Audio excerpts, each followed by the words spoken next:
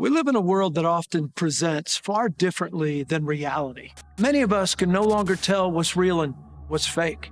Think about it. Facebook feeds and glossy Instagram posts, inspirational tweets about our picture-perfect life seem to be what people want. So you know what a lot of people do? We give it to them.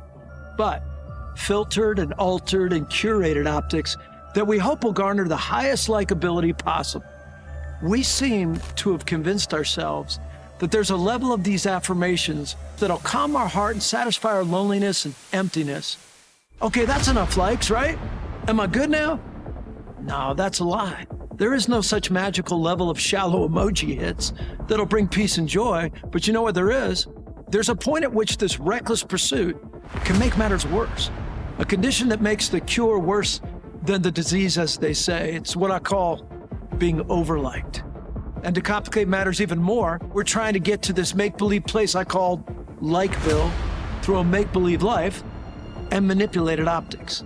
I'm Rob Singleton, the pastor of Summit Church, and I wrote Overliked because the quest for affirmation and the game of people-pleasing has crossed a threshold for millions upon millions of people all over the world where we're now living in the age of narcissism. Well, what can we do? Well, I'm not suggesting we toss all technology, take up the life of a cave-dwelling monk, or maybe buy a private island and live in the Bahamas, but I am urging us to stop following the trend of self-worship. Because listen, that's what it is. When so much of what we do is meant to draw in praise for ourselves, we need to put God back on the throne of our lives, where he belongs. It's not as hard as you might think, and you'll be glad you did.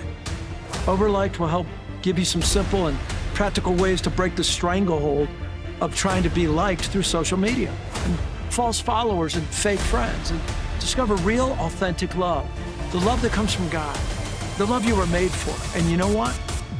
It's the love you've always wanted.